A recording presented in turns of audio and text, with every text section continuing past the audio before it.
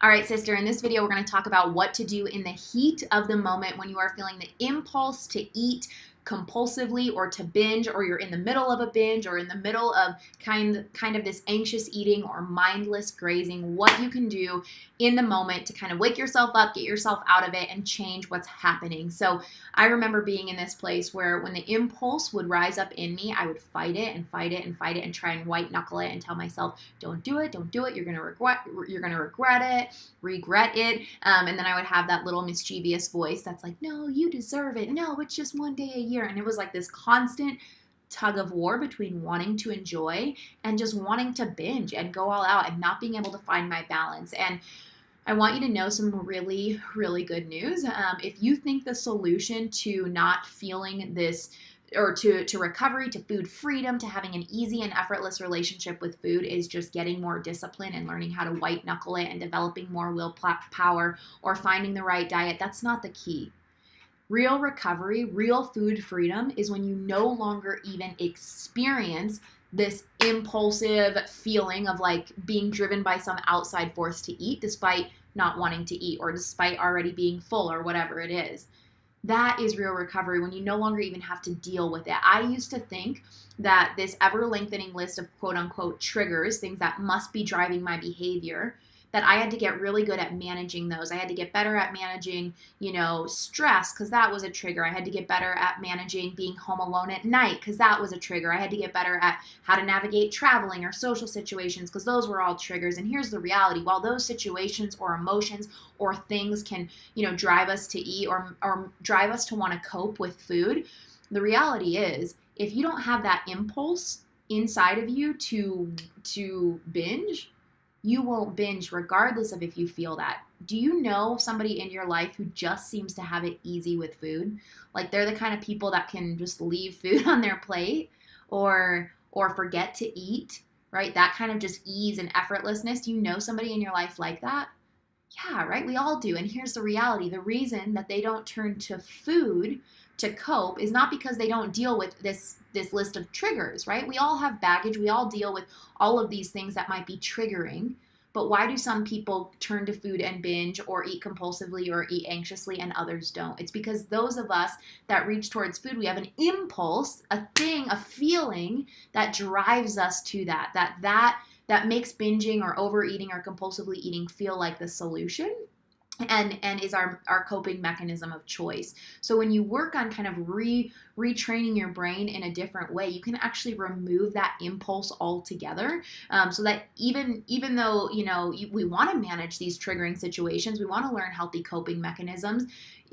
Your freedom from food isn't dependent on you learning how to manage those better and better. Of course, it's important to be healthy and know how to manage those things, but don't feel like you have to clean up all of your baggage, all of these triggers before you can find food freedom. If you know how to retrain your brain and kind of re-navigate things going on internally, that can reduce and then eventually weaken those strong habit pathways in the brain. So now, getting back to kind of, I just hope that was encouraging. I don't want you to feel like the key is developing more discipline and willpower.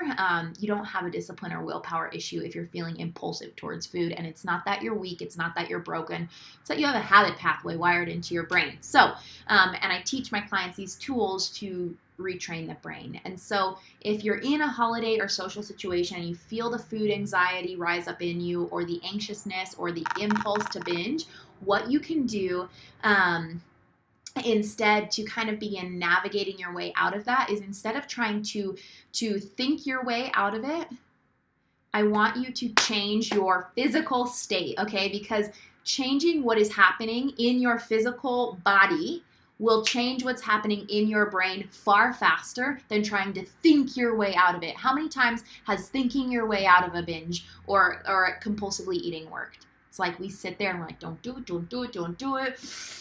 Oh, I'm just going to do it. And then we break, right? And so changing your physical state will actually change what's happening mentally way faster than trying to think your way out of it. And so how do you do that? So you can do this anytime you feel the impulse to binge. If it's late at night when you're at home, which was especially home alone, especially triggering for me, you can do these types of techniques anytime. So some of the techniques are changing our breathing. So something that a way to change our physical state really quickly is through exercise. And so obviously exercise isn't the most practical thing to do in the middle of a holiday dinner or a social event, but I just want to illustrate kind of what happens when we exercise. So when we start to breathe and breathe heavier and move our body, our oxygen flow increases, our blood flow increases, and that changes, and we release endorphins in the brain. That changes the way we think. You know, you get to the other side of a workout and you're more clear. You have more clarity. You feel more in alignment. You feel more grounded.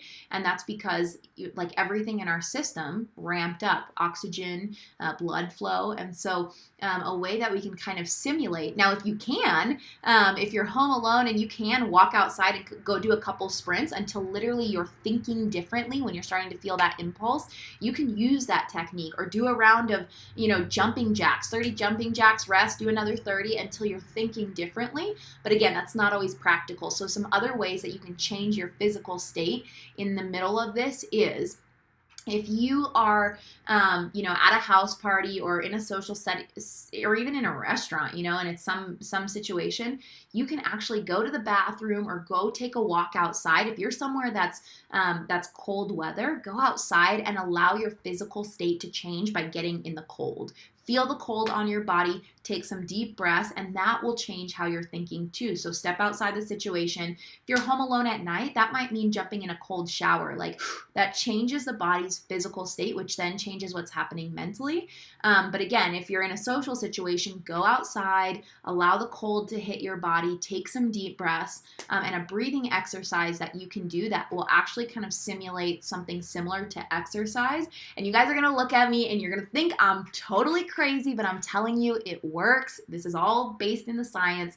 A breathing exercise that you can do to increase oxygen flow, which increases like our ability to connect with our higher brain and make rational decisions, is do this for 30 seconds. You're going to breathe in through your nose and out through your mouth forcefully.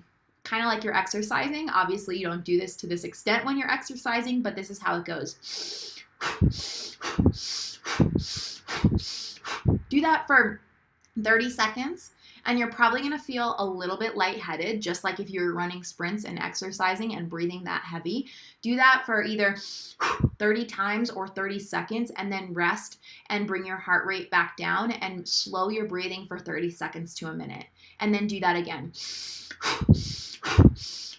Okay, I know it looks crazy. I know I sound crazy even telling you guys this, but I promise you that it will change how you're thinking, and it will help change your physical state faster than trying to think your way out of a binge. So you can do that for 3 rounds and just go somewhere where you're not going to get looked at like you're crazy. Go to your car, just step outside of the party, go take a walk around the block and do that. And I promise things will change. The way you're feeling, the impulsive things that you're feeling will actually change. So those are just some techniques, what to do before a binge or before, kind of feeling, when the feeling of, impulsivity rises up in you. That's a technique to do before or even in the middle of it. Like get yourself out of the situation, do this breathing technique, go get in the cold. If you're at home alone at night, jump in a cold shower. If you have the ability to go outside and run a couple sprints, go do that, or, do sets of jumping jacks, do 3 rounds of these things, and you will feel different. So changing your physical state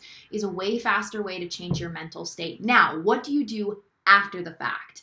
After the binge. Now, our nature is to want to feel guilt and shame, and we fear, additional weight gain. So what do you do after the binge so that we don't further ingrain this habit pathway into our brain? And this is really, really important. What you do after is not beat yourself up, is not feel like you have to go and make up for it and do extra exercise. It's not all of these things. And here's why. When you feel the guilt and the shame and you try to beat yourself up and you want to go make up for it, this is what is propelling the cycles of binging, which is pretty much just releasing of this internal built up pressure, which I talked about in a former video. And when we jump back to try and make up for it, it's like we screw the bottle top back on. If you have no idea what I'm talking about, go watch the video on, I believe it was the one on mindset.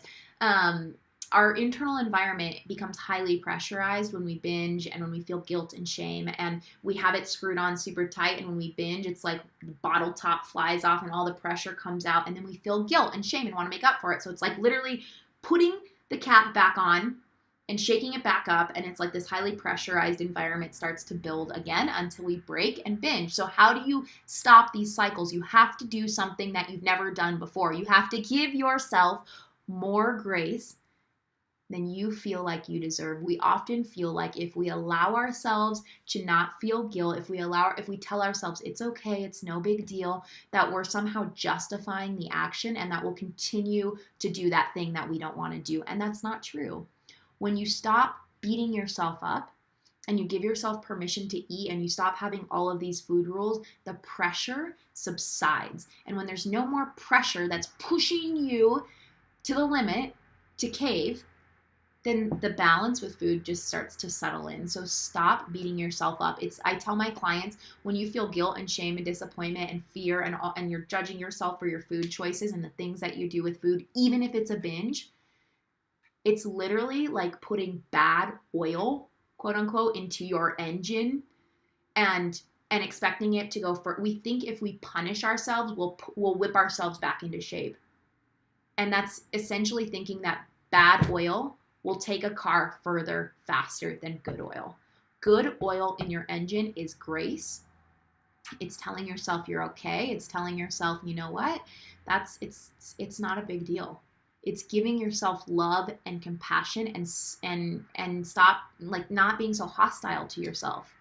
We have to replace this hostile way of treating ourselves with love and grace and patience and understanding and belief that in doing that, that's like putting good oil into our engine, and it will take us further, faster to our goals than this guilt and this shame and this disappointment ever will. So there's a lot of other techniques that I teach my clients, but those are just a few of what to do before, during, and after. Hopefully that is helpful, and I will catch you guys in the next video.